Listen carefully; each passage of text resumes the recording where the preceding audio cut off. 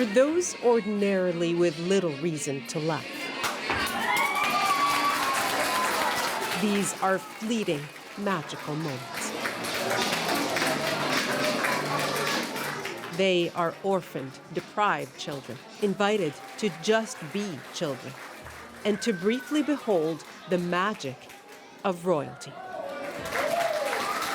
For Serbia's Crown Prince Alexander, his palaces could hardly be put to better use. It means a lot that the palace is being used for something good and that it becomes a tradition.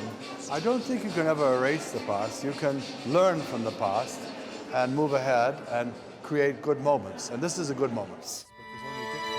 There have been plenty good moments lately at Belgrade's royal palaces. Far from the global spectacles at Buckingham and Windsor palaces, here too they've recently celebrated a royal wedding. And in February, the first male heir to be born in Serbia in 90 years. That was a very big event, very big event. Stefan was born on the 25th of February, and it was an amazing thing. We were so proud of this. He's a beautiful little boy, and we're very happy that he was born here. But there is still one key thing missing: an actual monarchy. Boy King Peter of Yugoslavia. The more complicated chapter of the former Yugoslavia's monarchy began when Alexander's father, Peter, became king at 11 years old, after his father was assassinated. In 1941, another pivotal moment, when the young king left Yugoslavia ahead of a German invasion. He eventually married while waiting in London. Excitement when they had a son, Alexander, baptized at Westminster Abbey, with Queen Elizabeth as godmother. Churchill declared room 212 of Claridge's Hotel, where he was born, Yugoslav territory just for that day, so he could become heir. There have been so many royal families who... Now at 72 and back at his father's royal palace in Belgrade, the still Crown Prince told us his story. Of course, it's a strange story. I wasn't allowed to visit this place because I was an enemy of the state at the age of 2. Yes, it's terrible to be in exile. My father suffered dramatically. He thought he was going to come home tomorrow, but it didn't happen because the communists took over. Right here we have a dining room. The monarchy abolished, but the palaces remain. So too do the marks of communist rule, like this faint etching of a star, and the chair where Tito watched his films. So in front of us is the chapel, right. And there's Christ at the top, and somebody fired a bullet through Christ's forehead.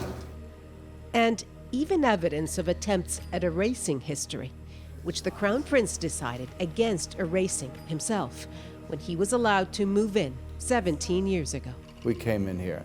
It was a shock, because this was the home of my father, my grandfather, who built it and finished it in 1929. It was amazing. In exile, he was raised on the hope of becoming king, but didn't live like one, taking out a mortgage and paying bills.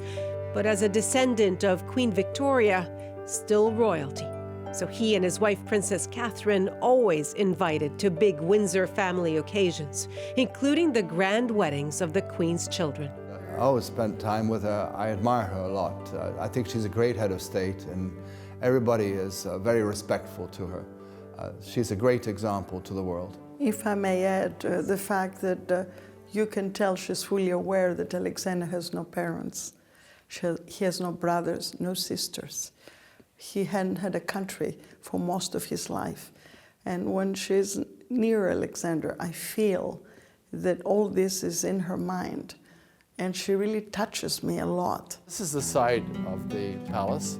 At a time when the Windsors are again in the spotlight, here they're still waiting for theirs. The palace is central again in capturing public imagination. We have some beautiful trees here. And telling the royal story by sharing the visits and the family milestones. Smaller here, but the effect no different than that of Prince Harry's wedding, to which they're probably invited, though they wouldn't say. It's wonderful, and we feel that this will be one more joy for the United Kingdom and all those who believe in the British monarchy, there is one more good news for them. And this is what keeps things going. How much does something like your wedding or the wedding of your child or the weddings coming up in Windsor contribute to the longevity, again, of royal families? There are people, even in the UK, who say that monarchies are outdated. They're not keeping up with the times. I beg to disagree, but they're a minority, an incredible minority, insignificant. And the polling indicates that too.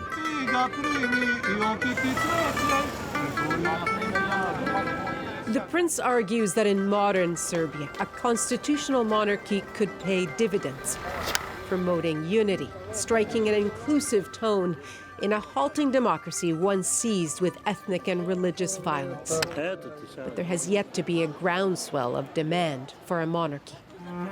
And even while favoring it, Prince Alexander admits it is up to the Serbian people. It should have been done years ago. But what we do have is an extraordinary situation. We have a flag with a royal coat of arms on it. We have the national anthem, which is a royal national anthem, except for one word. All we're missing is the monarchy. One of the things that a country is missing terribly when it's not a country with monarchy is the continuity. The continuity is magic. The continuity is like having the same parents all your life. You know, it is just the way it is. Not in Serbia now. And so without an official role, charity is their main offering. Despite a long line of births and weddings, their royal limbo endures. Nala Ayed, CBC News, Belgrade, Serbia.